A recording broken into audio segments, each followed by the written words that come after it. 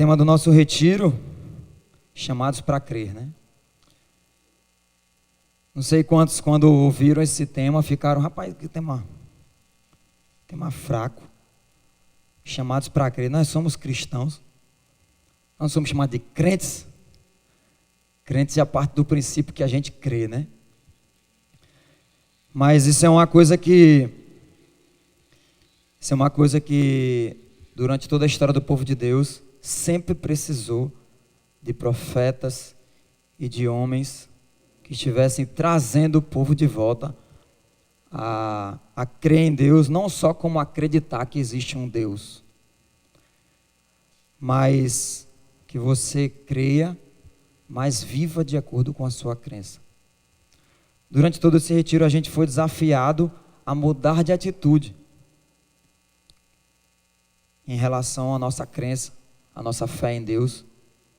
Tiago nos dá uma voadora quando a gente está lendo Tiago 2,19, ele fala assim: você crê que existe um só Deus? Eu acho que ele fala bem sarcástico mesmo, né? Muito bem, até mesmo os demônios creem e tremem, né? A gente vive hoje numa sociedade que o povo tem paz com isso. Eu creio em Deus, creio em Deus. E isso já basta. Será que basta? Então a gente tem visto que o ateísmo cristão tem tomado conta da nossa sociedade. Nós vivemos num país cristão, onde a religião predominante é o catolicismo e os evangélicos, né? O protestantismo. Mas é impressionante como o mal predomina na nossa nação. Então, esse livro, O Cristão Ateu, onde ele traz, né, esse choque na gente, crendo em Deus, mas vivendo como se ele não existisse. Esse termo, ele realmente choca e nos faz refletir. Será que eu tenho vivido de acordo com como Deus quer que a gente viva? De acordo com a minha crença? Então a gente viu aqui no retiro que a gente pode crer em Deus, mas não tem certeza do que Ele nos ama. E precisa ter essa certeza. Nós temos um Deus amoroso. E a nossa relação muda quando nós sabemos que Ele nos ama, apesar de nós sermos do jeito que somos. Quando você crê em Deus, mas não conhece de verdade, não o conhece, não busca. Foi um tema também do nosso retiro, uma das pregações. Outra coisa que foi tratada aqui, quando você crê em Deus, mas não se sente capaz de mudar. Todo dia é um dia de mudança. Todo dia é um dia de transformação na nossa vida, na nossa caminhada. Nós somos chamados para crescer constantemente. Quando você crê em Deus, mas continua o tempo todo preocupado, a ansiedade tem tomado conta, o mal do século. E a gente precisa descansar em Deus, sabendo que Ele está no controle. Quando você crê em Deus, mas não compartilha a sua fé. E o tema de hoje é quando você crê em Deus, mas crendo em Deus, mas busca a felicidade a qualquer preço. A gente vê que esse mais sempre está em oposição à primeira coisa, né? Crê em Deus, mas busca a felicidade a qualquer preço. A nossa sociedade tem vivido e propagado falsas verdades, um desvio da verdade, dizendo que o importante é ser feliz, o importante é que eu me sinta feliz, e se eu estou feliz, está tudo bem, porque Deus me ama, Ele quer me ver feliz. Quantos já ouviram isso aí? Rapaz, Deus é amor, e Ele quer que você, pelo amor dEle, quer que você seja feliz. Quero dizer para vocês que Deus não quer que você seja feliz, se isso te leva à prática de coisas que Ele reprova. A nossa sociedade, dentro da igreja, isso é muito comum. Muitas vezes o novo convertido chega, é desafiado pela igreja, é desafiado pela célula, sente no coração o incômodo de querer servir. E ele não sabe, nunca frequentou uma igreja evangélica. Ele vê diversas pessoas fazendo algumas coisas na recepção, no trânsito, no louvor, na escola bíblica. E o novo convertido, muitas vezes ele chega e ele quer contribuir de alguma maneira. Ele sente esse anseio e isso é certo. Nós devemos viver para servir uns aos outros. Isso é o amor na prática. E muitas vezes quando ele procura um líder ou alguém na igreja e fala, mas eu quero servir, mas eu não sei em que servir. Aí a gente responde dessa maneira, o que é que você gosta de fazer? O que é que te faz feliz? E muitas vezes o cara nunca trabalhou em nenhuma dessas áreas da igreja. E ele se sente frustrado porque ele falou, rapaz, eu não entendo a Bíblia o suficiente para ajudar na EBD. Eu não toco instrumento para ajudar no louvor. Eu não canto, não sei cantar. O cara se vê assim e não sabe, mas ele quer servir. Eu acho que a melhor resposta para quando alguém pergunta um negócio desse, eu quero servir, mas não sei aonde. É você dizer bem assim, você quer servir? Então procure a área que está precisando. E a pessoa que realmente quer servir, ele vai estar feliz em servir ao próximo e servir a Deus aonde a igreja está necessitando. Independente de ele estar plenamente feliz, isso aqui é o que eu amo fazer. Muitas vezes a gente serve na igreja quebrando o galho, a gente não é o melhor que pode estar ali não. Mas quando a gente faz aquilo com amor,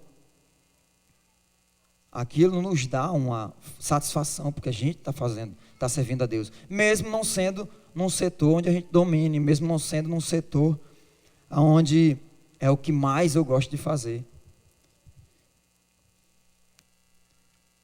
Vivemos numa sociedade onde está buscando a felicidade de muitas maneiras. Uma delas uma das coisas que tem se propagado e também entrou na igreja é o hedonismo, a busca pelo prazer. Só faz as coisas se te dá prazer. O prazer sexual, o prazer de uma bebida, o prazer de sair, o prazer de viajar. A pessoa vive em função disso. Quando volta de uma viagem, já planejando a outra. E todas as economias é voltada numa viagem, porque isso lhe dá satisfação. Quando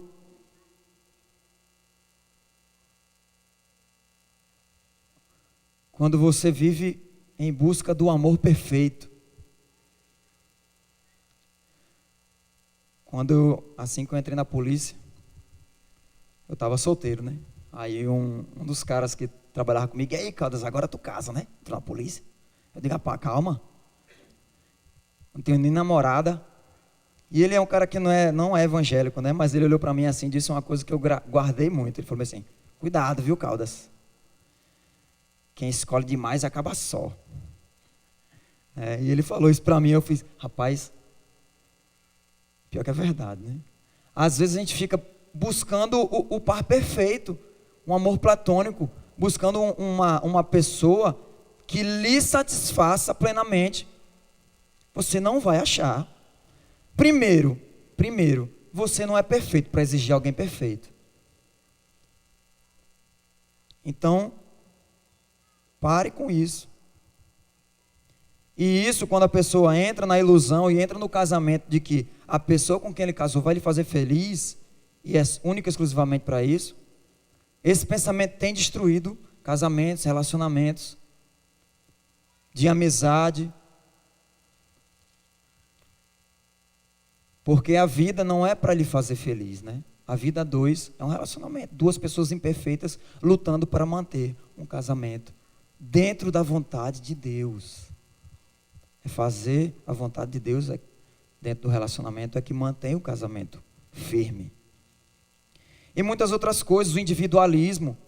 As pessoas só pensam em si. E se for preciso machucar o seu amigo que lhe deu, que foi o seu peixe no seu emprego, mas se for preciso você falar mal dele para chegar na posição dele, pessoas fazem isso, perdem amizades, porque só pensam em si. Materialismo é outra coisa, outra doença que as pessoas pensam que por ter, elas serão felizes. Todas essas coisas são sabedorias mundanas que têm entrado na igreja. O celular de ponta, o carro do ano, a roupa da marca. Eu quero ter quando eu tiver. Aí você compra. Aí pasme, quando você compra um negócio novo, já tem uns 2 guardados, só esperando o próximo ano para ser lançado. Melhor do que o seu. E a gente nunca vai ficar satisfeito se a gente ficar buscando a felicidade nessas coisas. O que eu acho mais impressionante, e isso me dá esperança, é quando eu leio a Bíblia e vejo que a nossa sociedade não é a pior que já existiu, e nem será. A gente lendo Eclesiastes, ele fala bem assim: o que foi tornará a ser. Nada é novo debaixo do céu. Quando eu vejo muitas pessoas falando assim: rapaz, eu estou com medo até de ter menino, como é que eu vou criar nessa sociedade promíscua? Eu digo, meu amigo, pior já foi no passado. A cada geração, as formas de pecar se renovam, mudam. Mas quando a gente olha para a Bíblia, ela fala a mesma coisa. De geração em geração, o pecado humano é o mesmo. E teve um cara na Bíblia que buscou essa felicidade e documentou. Esse cara tinha tudo para ser feliz nos moldes que o mundo nos imputa hoje. O nome dele é Salomão, filho do rei Davi. Diga aí, ele era rico e bem novinho. Rico e bem novinho, meu amigo. Era de uma família nobre e era burguês. Ele não só tinha nome, mas tinha riqueza. A Bíblia diz que ele buscou felicidade na bebida.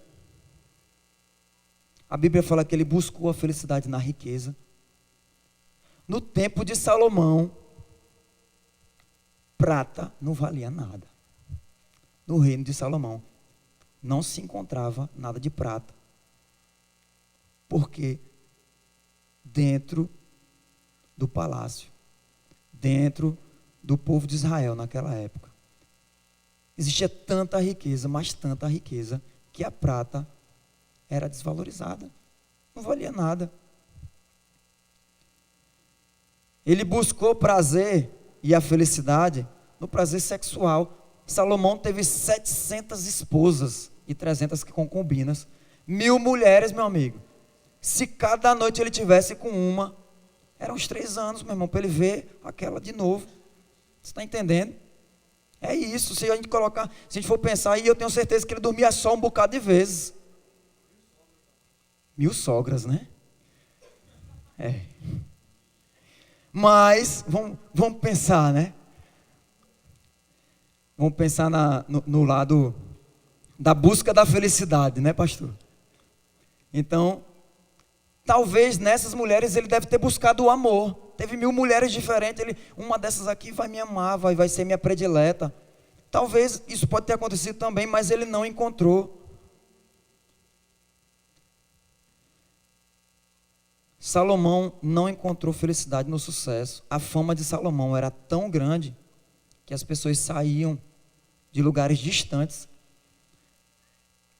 para se encontrar com ele e ouvir da sabedoria divina que Deus proporcionou a ele. Ele tinha essa fama. Tem a história da rainha de Sabá, que ela saiu uma distância aproximadamente de 2.000 quilômetros para se encontrar com Salomão e saber se o que ela ouvia era verdade. Curiosidade é um dom feminino, né? Então ela estava ali, ela não aguentou, ela disse, eu tenho que ver isso, eu tenho que conhecer esse Salomão para ver se é verdade. E quando ela chegou lá, ela disse, bendito é o teu povo, bendito é o teu Deus. Ela glorificou a Deus, mesmo não sendo povo de Deus, por tamanha sabedoria que saía de Salomão. Salomão, a Bíblia também fala em Eclesiastes que ele buscou a felicidade no conhecimento. E ele não encontrou. na cultura, ele teve acesso a todo tipo de literatura que era possível naquela época. E ele deixou registrado em Eclesiastes 2, versículos 10 e 11, a seguinte afirmação: não me neguei nada que os meus olhos desejaram, não me recusei dar prazer algum ao meu coração. Na verdade, eu me alegrei em todo o meu trabalho. Essa foi a recompensa do meu esforço. Contudo, quando avaliei tudo o que as minhas mãos haviam feito e o trabalho que eu tanto me esforçara para realizar, depois que ele tinha até se alegrado. Não estou dizendo que essas coisas não trazem um prazer momentâneo, uma felicidade momentânea. Ela traz, e ele disse: me alegrei. Contudo, quando ele avaliou isso tudo, a conclusão dele: percebi que tudo foi inútil, foi correr atrás do vento. Não há proveito, não há qualquer proveito no que se faz debaixo do sol. Nós estamos debaixo do sol, é ou não é? E nada aqui pode nos proporcionar a felicidade, a verdadeira felicidade. Isso foi uma afirmação feita pelo homem mais sábio que já existiu na face da terra. Salomão foi safo demais. Quando Deus apareceu para ele, diga: você tem direito a um desejo. Ele pediu sabedoria. Ele já se mostrou sábio ao pedir sabedoria. Mas mesmo em toda a sua sabedoria, por ser humana, ele errou demais. E no final da vida dele, ele escreve o livro de Eclesiastes, que se você começar a ler, você entra em depressão. E aí ele já começa tudo é correr atrás do vento. Nada faz sentido. O cara que estudou tudo, que teve acesso a tudo que esse mundo pode nos proporcionar, ele chegou a essa conclusão. Mas teve um cara que esteve entre nós, que era mais sábio que Salomão, e ele nos deu o segredo da verdadeira felicidade. Foi Jesus. Jesus tinha uma sabedoria divina. Ele era humano, mas ele também era Deus, diferente de Salomão, que tinha em sua sabedoria o lado pecaminoso. Por isso ele corria atrás dessas vaidades que a nossa sociedade está ditando para a gente. Então eu quero que a gente abra nossas Bíblias, vamos abrir, acessar nossas Bíblias aí em Mateus 5. Para que a gente possa aprender o que Jesus fala a respeito da verdadeira felicidade.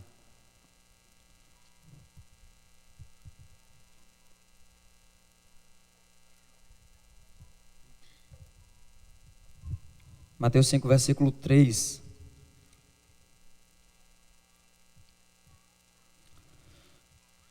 O termo que Jesus usa para essas 8 afirmações, a partir do versículo 3 até o 12, é o texto que a gente vai se prender nessa tarde. Ele usa o termo bem-aventurados. Algumas Bíblias trazem felizes, mas felizes não é o termo exato. Esse termo bem-aventurados, quando Jesus usou esse termo no Sermão do Monte, ele chamou a atenção das pessoas porque bem-aventurados era um tipo de felicidade divina. Algo que na sociedade, para quem ele falou, era uma felicidade de quando você está diante de Deus. Uma felicidade que somente Deus pode proporcionar. Só que Jesus, quando falou, ele usou o verbo no presente. Então ele afirmou: bem-aventurado os pobres em espírito. Ele não diz bem-aventurado serão os pobres de espírito. Mas ele afirma dessa maneira, mostrando que aqui na terra a gente pode ter esse sentimento de mais que felicidade. Uma felicidade que não depende de coisas, de momentos, de prazeres, de conquistas, mas uma felicidade divina que só Deus pode nos proporcionar. Eu não sei quantos de vocês já tiveram contato com pessoas humildes mesmo, pobres que não têm acesso à grande variedade que esse mundo capitalista nos proporciona, né? E algumas pessoas, a gente olha nos olhos dela e vê uma paz que não depende de coisas, porque a paz dessas pessoas, a felicidade dessas pessoas está em Deus. E aqui no versículo 3 ele começa: bem-aventurados os pobres em espírito, porque deles é o reino dos céus. Pobres em espírito, algumas Bíblias trazem humildes de espírito. Primeira coisa que a gente precisa entender é que o que essa pobreza aqui não significa, para que a gente não comece a querer tomar decisões que não é o que a Bíblia está querendo dizer. Pobreza de espírito não é a pobreza material. Deus aqui não está dizendo que só os pobres são felizes ou que todos os pobres são felizes. Pobreza material não traz felicidade. Não é isso que ele está dizendo. Muito menos pobreza espiritual. A Bíblia nos incentiva que a gente esteja o tempo todo crescendo espiritualmente. A gente não deve se contentar em somente crer em Deus, né? É isso que o nosso retiro está falando. E também não está falando de pobreza de autoestima. O cara é pobre de espírito, coitadinho de mim, o tempo todo, né? Ó vida, ó azar. Não é isso que a Bíblia está querendo dizer. Ela está dizendo que pobreza espiritual é aquela pobreza onde a gente entende que nada que a gente faça vai nos dar acesso ao Pai. Não é por nossas forças, não é por nosso poder. O primeiro passo que a gente precisa fazer para ser plenamente feliz aqui nessa terra é reconhecer a graça divina. Reconhecer que Deus olhou para a gente e nos deu a oportunidade de se relacionar com Ele, mesmo nós sendo como somos. E isso tem um benefício. Qual o benefício? Pois deles é o reino dos céus. Quando a gente reconhece essa graça de Deus, a gente tem acesso ao reinado de Deus aqui na terra, ao reino dos céus. Isso nos dá automaticamente a certeza da salvação. Quando a gente tem esse coração que entende que a salvação não é meritória, não é pelo que eu tenho, não é pelo que eu faço, não é por... Mas não, eu sou pobre, cego e nu, não posso fazer nada. Mas Deus me dá essa oportunidade. É essa postura que Jesus está dizendo. Extremamente felizes, mais que felizes, são essas pessoas que reconhecem a graça divina. A segunda coisa que a gente vê aqui no texto, versículo 4: bem-aventurados os que choram, pois serão consolados. Quando eu estava na segunda série, eu estudei num colégio evangélico, e a professora fez a gente decorar esse texto, né? Aí bem-aventurados, ela explicou que bem-aventurados é a mesma coisa de ser feliz. Eu não conseguia entender como é que é feliz quem chora, meu irmão. Eu só chorava quando apanhava. Então, para mim não tinha muito sentido, mas está na Bíblia, eu acreditava, né? Então a gente precisa entender que esse choro não significa um choro de remorso, não significa um choro de medo da condenação. Eu não sei quantos de vocês já tiveram a experiência de estar ao lado de alguém que acha que vai morrer. É um desespero. É um choro de medo da morte, porque o cara, principalmente se a pessoa não tem Cristo, ela não tem paz, ela tem a incerteza da vida após a morte, ela não sabe para onde vai, é um desespero. Eu tive essa oportunidade quando eu voei num voo, teve uma turbulência que parecia que a gente estava numa montanha russa. E uma senhora que estava do meu lado, ela entrou em desespero. Ai meu Deus, eu vou morrer, ai meu Deus, eu vou morrer. E eu digo, meu irmão, Então, mas não é, e ela chorava muito, né? Mas não é esse tipo de choro que a Bíblia está falando. Não, não é um choro fingido, não é aquele choro de vou chorar aqui para parecer espiritual. Não é esse tipo de choro. O choro das bem-aventuranças é quando você reconhece o seu pecado e chora. Porque diante do nosso pecado, a gente não tem como ter felicidade, não tem como olhar e nos orgulhar. Então a gente começa a ver aqui que a sequência das bem-aventuranças ela é lógica. A gente precisa primeiro ter a postura de impotência perante Deus. E a segunda coisa que a gente precisa ter é nos entristecer com o nosso pecado. Não é olhar para o lado e dizer bem assim, não, eu acho que vou para o céu quando morrer, porque eu não faço isso que fulano faz. Eu não faço aquilo que ciclano faz. Um sentimento de não, até que dá para entrar no céu. Eu acho que quando a gente está diante do Deus Santo, o nosso pecado nos envergonha, nos quebranta. E esse é o sentimento que a gente precisa ter. Um coração quebrantado. Precisamos ter um coração quebrantado perante Deus. E qual é a bênção que isso nos proporciona? Deus nos consola. Seremos consolados, tanto na eternidade, como podemos ser consolados no presente, quando temos a consciência de que Deus nos ama.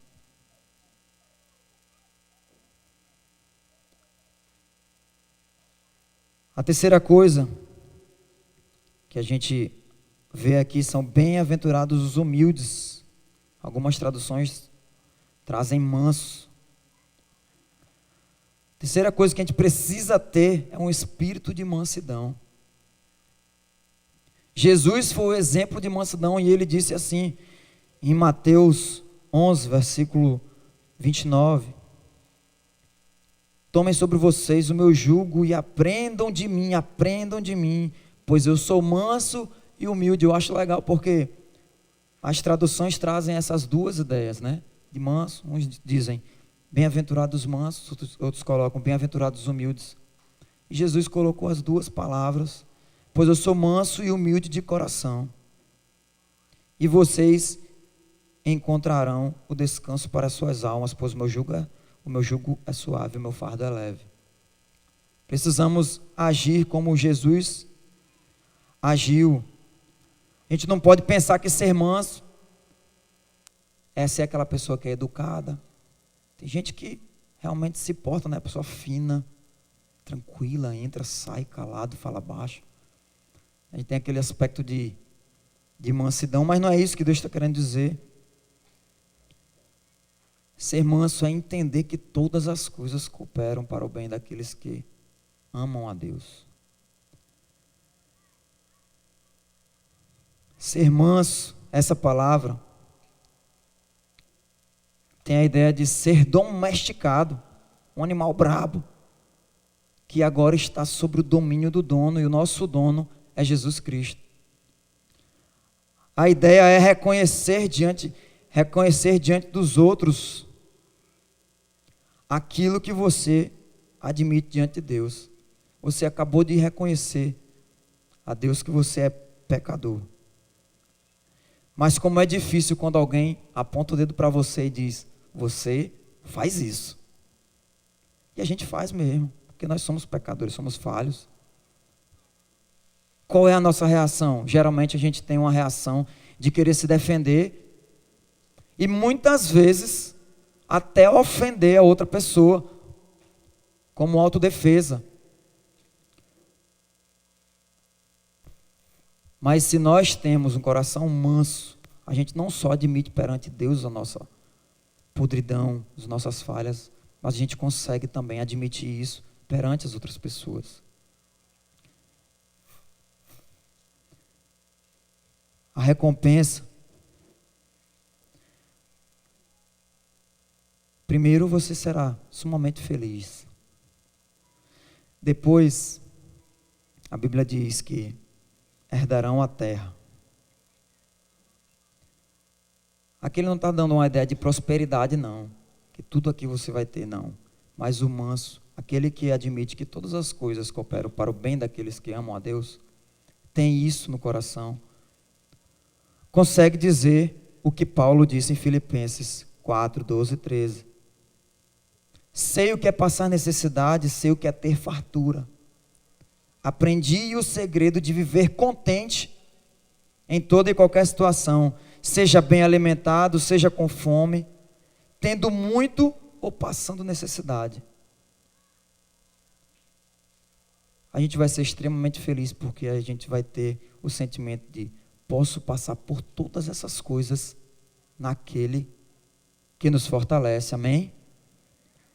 Esse é o sentimento, de passar pelas adversidades, sabendo que Deus tem o controle, isso é ser manso. No versículo 6 ele fala assim, bem-aventurado, profundamente feliz, quão feliz são os que têm fome e sede de justiça. Precisamos ter anseios espirituais, meus irmãos. Se a gente tem essa postura de buscar a Deus, foi o que foi falado na pregação, segunda pregação, a gente precisa conhecer mais a Deus. Isso nos vai dar felicidade.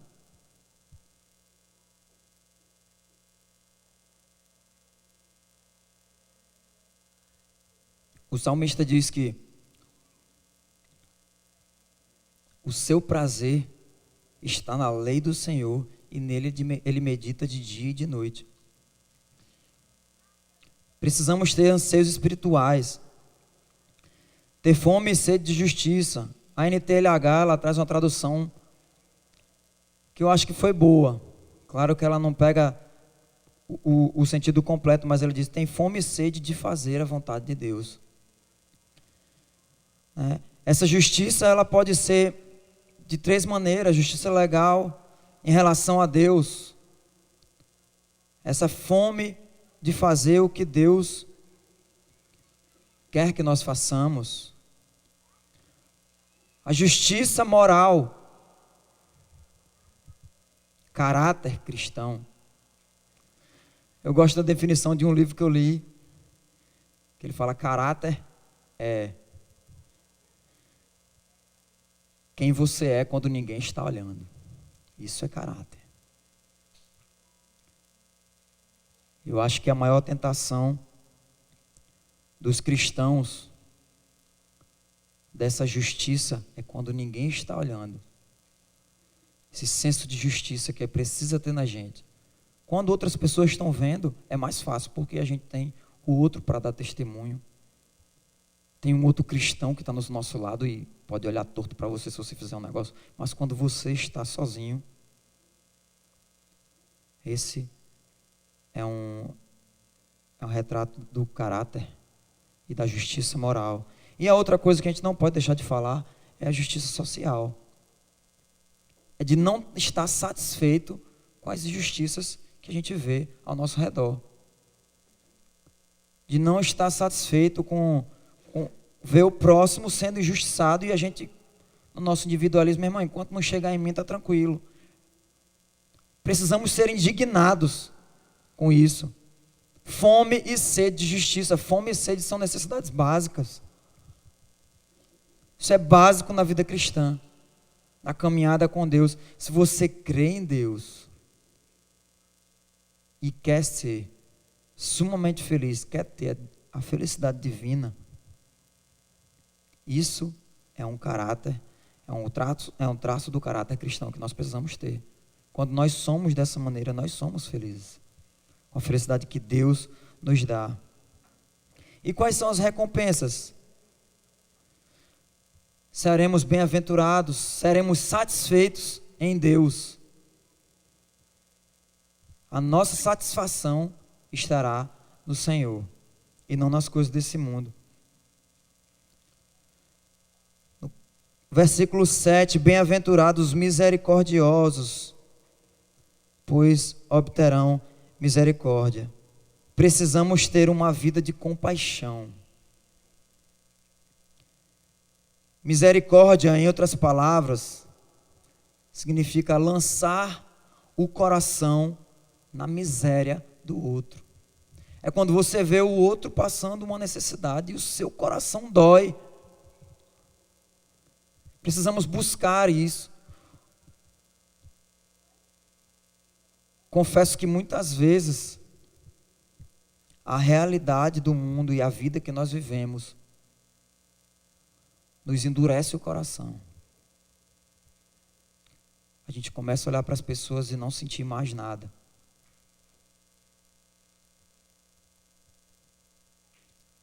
A gente precisa ter uma postura de Deus e pedir: Deus, me dá um sentimento de misericórdia. Me dá essa compaixão pelos outros. Me dá esse sentimento de dor com a dor dos outros. Porque isso foi o que Jesus fez por nós. A recompensa que a gente tem por ser misericordioso é que Deus terá misericórdia de nós.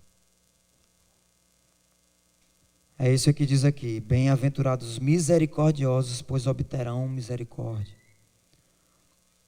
Versículo 8 diz: bem-aventurado os puros de coração, pois eles verão a Deus. Pureza de coração. No contexto aqui, ele não quer dizer o órgão, não quer dizer somente a mente, não quer dizer somente a sua vontade, mas aqui é a pureza do humano, do ser humano em toda a sua completude. Precisamos buscar ser puro não só nas nossas ações, mas em nossas intenções, que é o mais difícil. Muitas vezes a gente faz para parecer que está buscando. Mas a gente deve pedir misericórdia de Deus e pedir para que Ele mude nossos corações, para que nós busquemos essa pureza também nas nossas intenções, em toda a nossa completude. Trocando em miúdos, é uma vida de santidade, onde o livro de Hebreus destaca e diz: sem santidade ninguém verá o Senhor. Precisamos buscar essa pureza de coração, tanto para que nós possamos ver o Senhor, mas que as outras pessoas vejam Deus em nós. Se nós formos puros de coração, se buscarmos Deus, buscarmos ser santo, como Ele diz, essa é uma vontade de Deus, sede santo, porque eu sou santo. Precisamos buscar isso e nós seremos verdadeiramente felizes. É o que a Bíblia nos diz.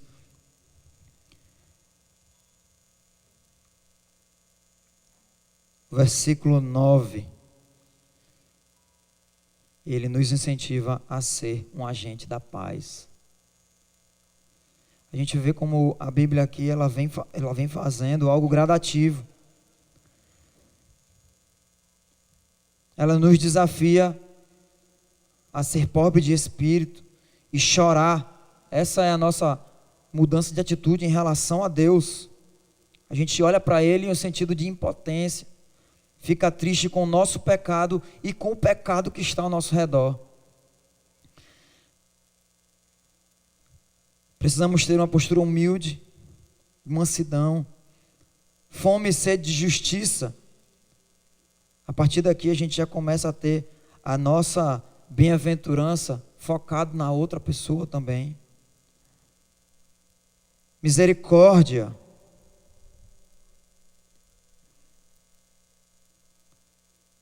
Pureza de coração, pureza nas nossas intenções.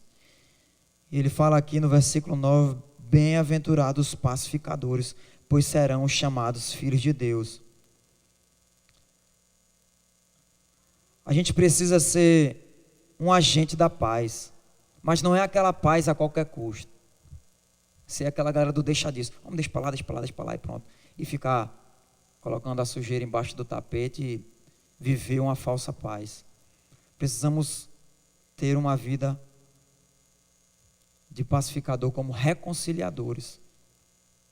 Os que estão ao nosso redor com quem a gente se relaciona, ter uma vida verdadeira, de verdadeira paz dentro dos relacionamentos. E principalmente, promover a paz que Deus concede através de Jesus Cristo, da guerra que existia e que ainda existe entre Deus e o homem. A reconciliação entre o homem e Deus. Precisamos proclamar essa paz. Proclamar as boas novas, proclamar o evangelho. Isso é ser um pacificador. E a recompensa que ele coloca aqui, serão chamados filhos de Deus. O que é mais interessante dessa afirmação é que, se a gente for olhando, todas as coisas que ele vai, todas as recompensas, pois deles é o reino dos céus, está no presente, mas as outras estão todas no futuro. Serão consolados, receberão a terra por herança, serão satisfeitos, obterão misericórdia, verão a Deus, serão chamados filhos de Deus, o nosso Pai Celeste. Olhará para a gente e ele vai dizer como um pai fala de um filho. Está vendo aí? Isso é meu filho. Isso é meu filho. Seremos chamados filhos de Deus se formos pacificadores. Ele conclui aqui, Jesus conclui dizendo, após a bem-aventurança de pacificadores, de promotores da paz, ele diz o seguinte: bem-aventurados os perseguidos por causa da justiça. A recompensa aqui é a mesma da primeira bem-aventurança, fechando aqui o ciclo e mostrando que as nossas recompensas, o nosso coração, ele deve estar voltado para as recompensas celestiais. Deles é o reino dos céus. Precisamos estar sumamente felizes apesar das dificuldades, porque a nossa herança está no Senhor. O versículo 20 do capítulo 5, Jesus fala o seguinte: pois eu lhes digo que se a justiça de vocês não for muito superior à dos fariseus e mestres da lei, de modo nenhum entrarão no reino dos céus. O mesmo reino dos céus que ele está falando aqui. Gente, a gente não está brincando. A gente não pode viver uma vida de crente de brincadeira, não. Crente de mentirinha, crente, não é, vamos brincar de ser crente. Não é. Jesus, ele é enfático quando ele fala sobre isso. Aqui ele está falando de caráter, o caráter cristão, ele tem que ser diferente. Os fariseus, eles eram os melhores atores. Eles conseguiam mostrar uma pureza exterior, sendo podres interiormente. E a Bíblia nos desafia a ser diferente deles. Se nós formos igual a ele, não adianta. Não teremos acesso ao reino de Deus. Jesus disse isso com todas as letras. Precisamos buscar essas qualidades. E isso nos trará felicidade. A gente continua lendo aqui e a gente vê, né? Bem-aventurados os perseguidos por causa da justiça, porque deles é o reino dos céus. E agora ele olha, é como se ele olhasse nos olhos dos discípulos e diz o seguinte: bem-aventurados serão vocês, quando por minha causa os insultarem, os perseguirem e levantarem todo tipo de calúnia contra vocês. Alegrem-se e regozijem-se, porque grande é a sua recompensa nos céus. O nosso coração, enquanto estiver nessa terra, nós não alcançaremos a felicidade que Deus nos proporciona. Enquanto a nossa felicidade estiver nas coisas materiais, nós não seremos plenamente felizes, mais que felizes, divinamente abençoados. É isso que Jesus está falando aqui em Mateus, versículo 5, capítulo 5. O autor desse livro, ele dá um exemplo que eu achei muito interessante. Ele traz um exemplo, ele fala assim: imagina que um peixe foi tirado da água e ele está ali na areia. O peixe, tudo que ele quer é voltar para a água. Coloque 1 milhão de escaminhas para ele, $1 milhão na frente dele para ver se ele vai ficar feliz.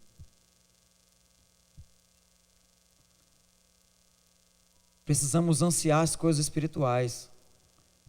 Será que se colocasse uma revista Playfish na frente dele, ele ia se sentir feliz? Não é na busca pelo prazer. Essas coisas nunca satisfarão verdadeiramente o coração do ser humano. Ontem eu estava trabalhando e a gente rodou Natal de ponta a ponta. E é interessante como a gente olha. Eu não, sinceramente, gente, sem falsidade nenhuma, eu não consigo entender como é que o carnaval traz felicidade. Não consigo entender, não consigo. Eu olho, vejo aquelas pessoas, a gente vê chegando, né? A gente vê gente chegando, gente voltando. O desmantelo, você vê ali, e a galera sorrindo, não sei o que. No outro dia uma ressaca danada, no outro dia o furo no bolso, no outro dia a ressaca moral de algumas coisas que você fez porque estava embriagado. E o cara vai olhar para trás e vai dizer que massa, irmão, massa mesmo foi o carnaval. É viver uma vida, não vou nem dizer medíocre, porque medíocre está na média, é abaixo da média. Não podemos ter o nosso coração voltado nas coisas materiais. Se tivermos o coração voltado para as coisas espirituais, seremos sumamente felizes e abençoados com Deus. O que a gente faz agora, diante de tudo que a gente ouviu e viu nesse retiro? Diante de tudo que Jesus está falando aqui, é pesado. É difícil, a gente olha e fala, eu não consigo. Se você está dizendo eu não consigo, você já está aqui nos bem-aventurados os pobres de espírito. Essa é a primeira atitude que a gente precisa ter. Eu não consigo, porque é em Deus que nós podemos todas as coisas. Não é através dos nossos méritos. Precisamos ter isso. Se esse sentimento invadir o seu coração, um sentimento de tristeza, de impotência, é isso que está dizendo. Sumamente feliz você é, porque você está reconhecendo o reinado de Deus na sua vida, mostrando que é através dele e somente por ele,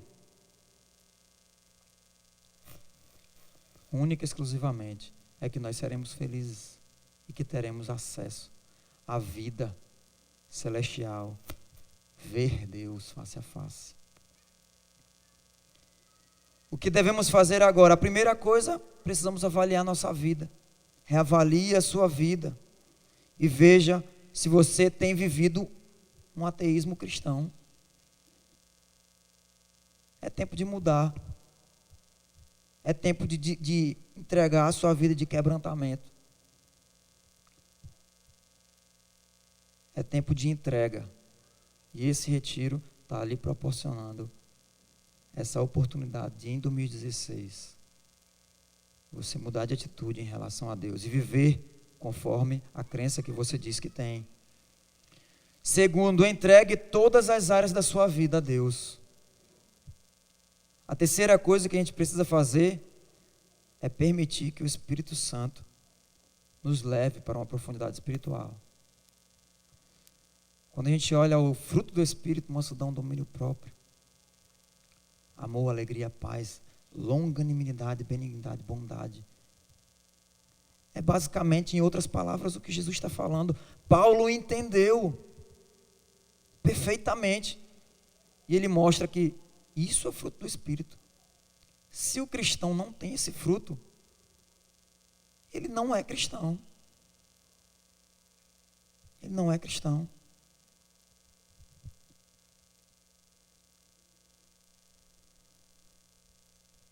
Através disso, quando a gente permite que o Espírito Santo invada nosso ser, nos enche, nos faça buscar cada vez mais Deus.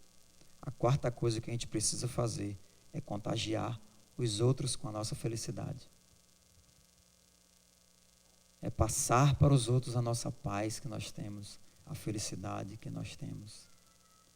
Mostrar para eles que nas coisas materiais, viver da ostentação, isso não traz felicidade. Temos oportunidade aqui nesse momento de entregar verdadeiramente a sua vida para Deus. Se você chegou nesse retiro e em algum momento você caiu em si, que vinha vivendo uma vida de um cristianismo ateu, esse é o momento de entregar a sua vida a Ele. Mudança de atitudes em relação à busca de felicidade. Você está tendo a oportunidade disso. E você está tendo a oportunidade de buscar verdadeiramente a Deus. Eu quero deixar aqui para vocês a conclusão disso tudo. A conclusão que o próprio Salomão teve no final do livro de Eclesiastes, quando ele olhou tudo isso que ele tinha buscado, que ele tinha pedido a Deus, que ele tinha corrido atrás, tudo isso que ele tinha buscado, todas essas vaidades. Em Eclesiastes 12, versículo 13, ele diz assim: agora que já se ouviu tudo, aqui está a conclusão. Tema a Deus, guarde os seus mandamentos, pois isso é o essencial para o homem. Essa é a verdadeira felicidade. Seremos plenamente felizes quando tivermos essa atitude. Senhor Jesus, eu quero estar te agradecendo, Senhor, nesse momento, Senhor, pela tua palavra, Senhor, que foi lida. Nos ajuda a praticar, Senhor, tudo que foi ensinado, Senhor, tudo que fomos desafiados, Senhor, a crer, e não só viver uma fé de boca, mas viver uma fé de ação, uma fé de mudança, de transformação. Nos ajuda, Pai, a ter coração quebrantado perante Ti. Nos ajuda, Pai, a reconhecer que nós não temos força. Nos ajuda, Senhor, a ser sumamente feliz, plenamente feliz em Ti.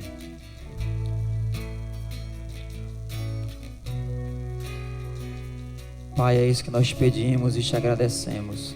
Muito obrigado por esse momento, nesse retiro. Muito obrigado pelas pessoas que Tu trouxeste. Muito obrigado, Senhor, pela Tua palavra, Senhor, que foi ministrada a nossos corações. Quero pedir agora, Senhor, tenha misericórdia de nós, tenha compaixão de nós, nos ajude, Senhor, nos fortaleça, Senhor, para que a gente possa viver como verdadeiramente cristãos. É isso que nós te pedimos e te agradecemos, em nome de Jesus.